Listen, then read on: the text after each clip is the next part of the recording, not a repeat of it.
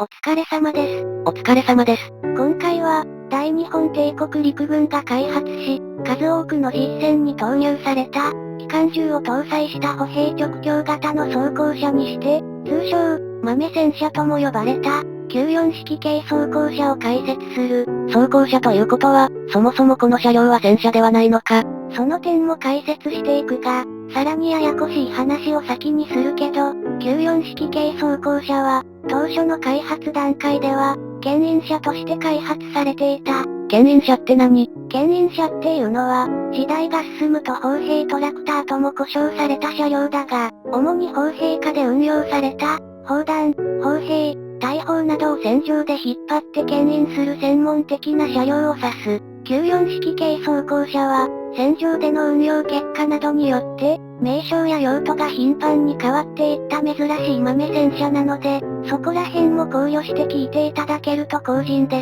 す。さて、94式軽装甲車が開発された端緒は、1930年に帝国陸軍が、イギリスより輸入した、ガーデンロイド豆戦車の研究に始まる。戦車なのに、榴弾砲を引っ張ってるな。このガーデンロイド豆戦車は、94式軽装甲車を解説する上で重要な車両だから、まずはガーデンロイド豆戦車について話をするよ。ガーデンロイド豆戦車は、イギリス軍が第一次世界大戦終結後に開発し、低廉なコストでありながら相応のニーズを満たす豆戦車として、世界各国に輸出され、イギリスの武器輸出に大きな利益をもたらした豆戦車だ。当時から武器輸出が一つの産業だったんだな。ガーデンロイド豆戦車を開発する際の、イギリス軍の当初の構想としては、偵察目的の活動も遂行できる、無限軌道を持った走行性に優れる装甲車、という趣旨だった。無限軌道って、キャタピラな。細かいこと言うと、キャタピラーはアメリカ合衆国の企業名で、商標登録されてるけどね。イギリス軍は、第一次世界大戦終結後、欧州大陸の戦線で得た貴重な戦訓を踏まえ、火力の強大な重戦車の開発を研究するとともに、歩兵支援や戦場での輸送、偵察を担える小型の戦車開発も進めていた。欧州大陸において、血で血を洗う戦場をくぐり抜けたイギリス軍における戦車開発への意識は、欧州大陸での戦闘に参戦していない国の軍隊と比較したら大きな違いがあったんだろうね。ガーデンロイド豆戦車は、戦場での偵察活動を遂行するとともに、機関銃を運搬する、マシンガンキャリアの役割を担う豆戦車として、生産が開始され、様々な派生型を生むことになる。さっきから頻繁に出てくるけど、豆戦車ってそもそも何なの？軽戦車よりも、さらに小型で軽装備の戦車を指す。帝国陸軍では、以前解説した95式軽戦車が有名だが、この軽くて速い軽戦車よりも、さらに軽量級の戦車といったイメージだ。豆戦車には戦車砲の砲塔がない場合もあり、機関銃を装備し、装甲は薄い。そんな非力な戦車を生産するメリットって存在するのか？メリットはあった。生産と維持管理のコストが安いんだ。特に、第一次世界大戦終結後の世界的な軍縮潮流の中で、軍事予算が削られる各国軍部は、低コストで生産でき、しかも戦車開発の習熟に役立つ車両として、豆戦車に着目し、熱い視線を注いだわけだ。戦車開発の初心者にとっては、便利なお試し用の戦車というわけか。もちろん、豆戦車は対戦車戦闘では非常に非力なため、どちらかといえば対歩兵戦闘や物資輸送、さらには治安維持や警備活動などで活躍した。帝国陸軍も各国のご多分に漏れず、豆戦車開発の研究用として、ガーデンロイド豆戦車を輸入したわけだ。さて、ガーデンロイド豆戦車を2両輸入した帝国陸軍は、この豆戦車をそれぞれ陸軍歩兵学校と騎兵学校に与え、研究させた。その結果、豆戦車は戦闘には心もとないが、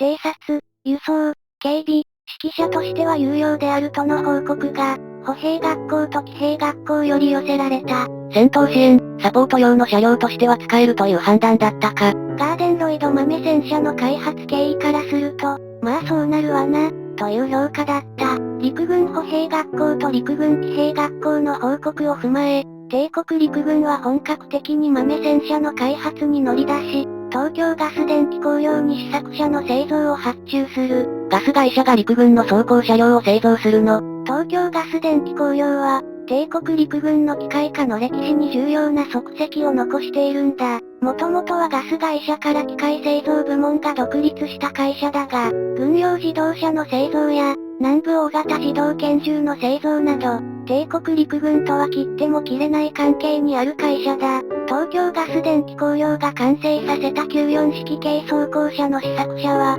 同社内では TK 車、日本語に直すと、特殊牽引車と呼称されていた。結局は牽引車じゃないか。同石膏部隊相手の戦闘には使えないから、輸送用目的の車両という意味合いが強かったのかもしれないね。94式軽装甲車の特徴として、備え付けられた武装内容は、91式車載軽機関銃だ。マシンガン1艇で勝負するのか。何度も言うが、94式軽装甲車が開発された当初、試作車を製造した東京ガス電気工業内での呼称は特殊牽引車であり、戦闘目的の車両というよりは輸送目的の車両という位置づけだったので、機関銃を備えれば十分という発想があったのかもしれない。91式車載軽機関銃は、帝国陸軍の軽量級機関銃である11年式軽機関銃を、装甲車に搭載できるよう改造したものだ。11年式軽機関銃は、日露戦争で、ロシア陸軍のマキシム機関銃の連続射撃に、めちゃくちゃ苦杯を舐めた帝国陸軍が、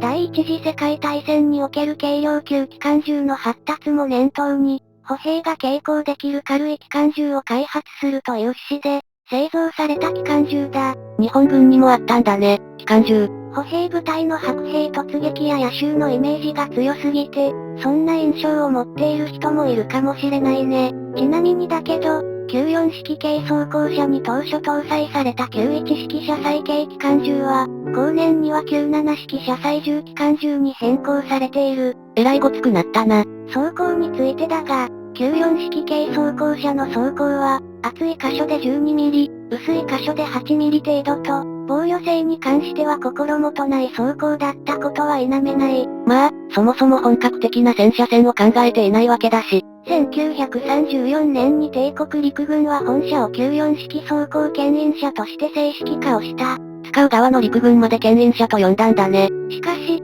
この牽引車という名称は変更されることになる。94式装甲牽引車として、本車は戦車部隊などで実用試験に供されたが、その結果、予想していたよりも戦闘能力があることが判明し、牽引車ではなく、94式軽装甲車と呼称することになった。ここまでの経過を踏まえると意外だな。機関銃が搭載されている話をしたが、94式軽装甲車においてこの機関銃は、砲塔に装着されており、回転砲塔の機能性によって機関銃を効果的に運用することができた。回転砲塔といっても人力砲塔だけどね。帝国陸軍の傭兵を司る参謀本部は、94式軽装甲車の意外な戦闘能力を踏まえ、各地に駐屯する師団に、軽装甲車用の訓練施設を設け、機甲部隊拡充の中核とするべく組織を整備していった。帝国陸軍は慢性的な戦車不足に常に悩まされていたので、低コストの94式軽装甲車は重宝されていたようだ。特に、強力な機甲部隊や熟練した対戦車部隊を持たない国民党軍相手の戦場では、戦闘車両としても94式軽装甲車は頻繁に運用された。もっとも、実戦を重ねるにつれ、94式軽装甲車を改良すべき戦訓が多く得られたので、帝国陸軍は、94式軽装甲車を進化させた新たな装甲車両である、97式軽装甲車を誕生させることになる。この97式軽装甲車の解説も、近々に本チャンネルでアップする予定だ。さて、以上の通り、94式軽装甲車の解説をしてきたが、戦車や装甲車両を中心にした機構情報号チャンネルだけでなく、大日本帝国陸軍の軍人、作戦、教育などの解説チャンネルである、秋田号というチャンネルもやっているので、概要欄にリンクを貼っておくので興味のある方は機構情報号のチャンネル登録だけでなく、秋田号もご覧ください。ここまで見てくれた人、ありがとう。機構情報号と秋田号のチャンネル登録をよろしくお願いします。